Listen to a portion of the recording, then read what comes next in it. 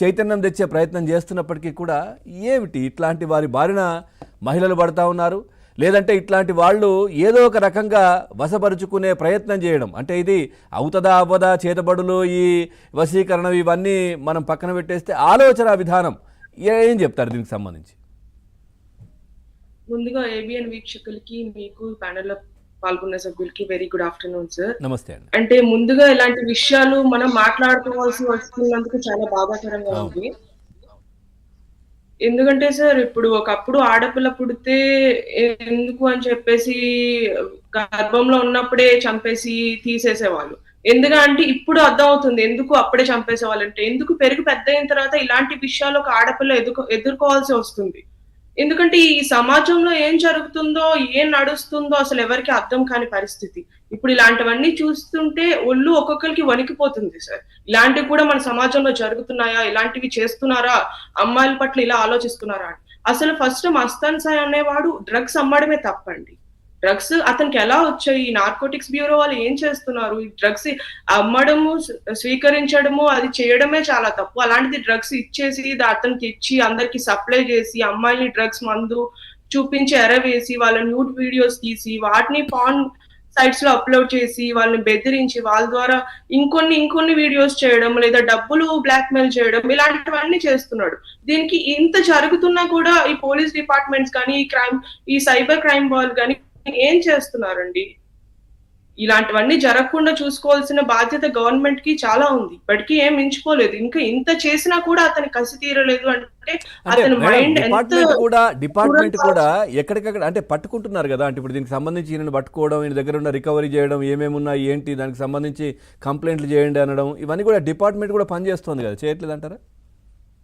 చేస్తుంది సార్, చేయట్లేదు అనట్లేదు. పట్టుకుంటుంది, వాళ్ళ అంతే త్వరగా బెయిల్ ఇచ్చి వదిలేస్తుంది. పట్టుకున్న తర్వాత తగిన శిక్ష వేయాలి కదా. తగిన శిక్ష వేసినప్పుడే కూడా మిగతా వాళ్ళు చేయకుండా ఉంటారు, భయపడకుండా ఉంటారు. ఇప్పుడు అరబ్ కంట్రీస్ లో ఎలా ఉన్నా అలాంటి చట్టాలు తీసుకురావాలండి. మన దేశంలో కూడా ఇలాంటి వాళ్ళని వెంటనే ఎన్కౌంటర్ చేసి చంపేయాలి. అతను ఎంత సైకో మైండ్ సెట్ అంటే, ఇంత చేసినా, ఎంత 300 వీడియోలు తీసినా కూడా అతనికి ఇంకా తీరలేదు. ఇంకా చేయాలి, ఇంకా వశీకరణ నేర్చుకోవాలి, ఇంకా పెద్ద వాళ్ళందరినీ ట్రాక్ చేయాలి, సెలబ్రిటీస్ ని ట్రాక్ చేయాలి, పొలిటీషియన్ చేసి. అంటే ఏమనుకుంటున్నాడు అతను? ఒక సైకో, మెంటల్ గా అతను స్టేబిలిటీగా లేడు. అతన్ని తీసుకెళ్ళి ఏదో హాస్పిటల్లో జాయిన్ చేయడమో లేకపోతే జైల్లో వేయడమో చేయాలి. బయట తిరిగితే ఈ సమాజాన్ని ఇంకా చెడగొట్టేస్తారు.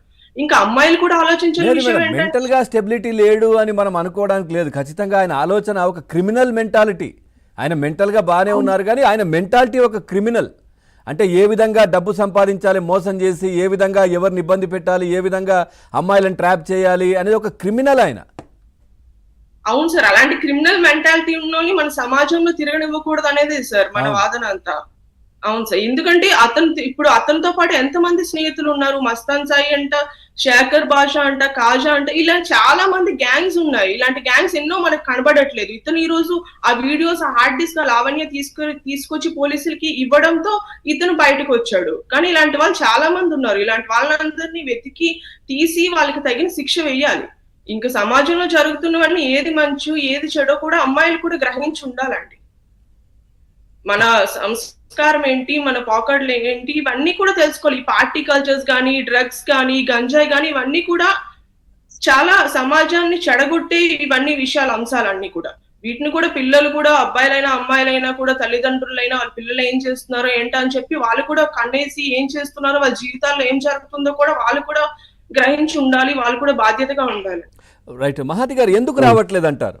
మీరు ఎన్నో అవగాహన కార్యక్రమాలు చేస్తున్నప్పటికీ కూడా జనరల్గా ఏ విధంగా ఉండాలి, అమ్మాయిలు కావచ్చు అబ్బాయిలైనా కానీ నిజంగా అమ్మాయిలను ఏ విధంగా గౌరవించాలి, ఇంట్లో తల్లి చెల్లిని ఏ విధంగా గౌరవిస్తారో బయట పరాయి స్త్రీని కూడా ఆ విధంగా గౌరవించాలి అనే విధంగా ఎన్ని కార్యక్రమాలు చేసినప్పటికీ కూడా ఎందుకు ఆ మార్పు రావట్లేదంటారు? ఎక్కడో చోట ఇట్లాంటి సంఘటనలు కనిపిస్తూనే ఉన్నాయి నిత్యం. ఏదో ఒక రాష్ట్రంలో కావచ్చు, ఏదో ఒక దేశంలో కావచ్చు, ఎక్కడో ఒక చోట. అవునండి, మేము చేయాల్సిన అవగాహన కార్యక్రమాలు చేస్తున్నాము. ఆడపిల్లని ఎలా గౌరవించాలి, మహిళను ఎలా గౌరవించాలి, ఎంత సంస్కారంతో ఉండాలని మా ప్రయత్నం అంటూ మేము చేస్తున్నాం సార్. మా ప్రయత్నంలో ఏంటంటే మంచి కన్నా చెడు తొందరగా వెళ్తుంది కదా. మంచి వెళ్ళడానికి, జనాల్లోకి వెళ్ళడానికి, వాళ్ళ మైండ్ సెట్స్ మారడానికి, వాళ్ళ ఆలోచన విధానం మారడానికి కొంచెం టైం పడుతుంది. దాంతో పాటు ఈ గవర్నమెంట్ కూడా మాకు సహకరించి వాళ్ళు కూడా కొంచెం ముందుండగా ఇవన్నీ అవగాహన కార్యక్రమాలు వాళ్ళు కూడా చేసి ఇలాంటివి ఏవైనా జరిగినప్పుడు కేసెస్ జరిగినప్పుడు వాళ్ళకి తగిన కఠినమైన శిక్ష వేసి తొందరగా శిక్ష వేస్తే అప్పుడు మిగతా వాళ్ళకి కూడా ఆహా తప్పు చేసే వాళ్ళకి శిక్ష పడుతుంది మనం అలా చేయకూడదు అనే ఒకటి వెళ్తుందండి జనాల్లోకి వాళ్ళ మైండ్స్ లోకి. ఇప్పుడు శిక్ష పడనంత కాలం వాళ్ళకి బెయిల్స్ వచ్చి వాళ్ళు బయట తిరిగి వాళ్ళకి ఇంకా పబ్లిసిటీ వస్తుంది అనమాట, పబ్లిసిటీ చేసుకుంటున్నారు. మంచి చేస్తే అప్పుడు పబ్లిసిటీ వచ్చేది, టీవీలో కనిపించేవాళ్ళు. కానీ ఇప్పుడు చెడు చేసి టీవీలో కనిపించాలనుకుంటున్నారు. ఒక చెడు పని చేస్తే మనం టీవీలో వచ్చేస్తాము, మనకి పబ్లిసిటీ వచ్చేస్తుంది, మనం సెలబ్రిటీ అయిపోతాం అనే ఒక మైండ్ సెట్ వచ్చింది. ఎలా అయితే షార్ట్ కట్ లో డబ్బులు సంపాదించాలని ఎలా అనుకుంటున్నారో ఇలా చెడు పనులు చేసి సెలబ్రిటీ అయిపోవాలని కూడా జనాల మైండ్ సెట్ లో ఉందండి. హత్యలు చేసి మీడియా సమావేశాలు పెట్టి నేనే చంపానని చెప్తున్నారు కొద్దిమంది. అవును సార్, బహిరంగంగా చెప్తున్నారు, చంపేస్తానని చెప్తున్నారు, నేనే చంపేస్తానని చెప్తున్నారు, డైరెక్ట్ గా థ్రెట్స్ వేస్తున్నారు, నేను రేప్ చేస్తాను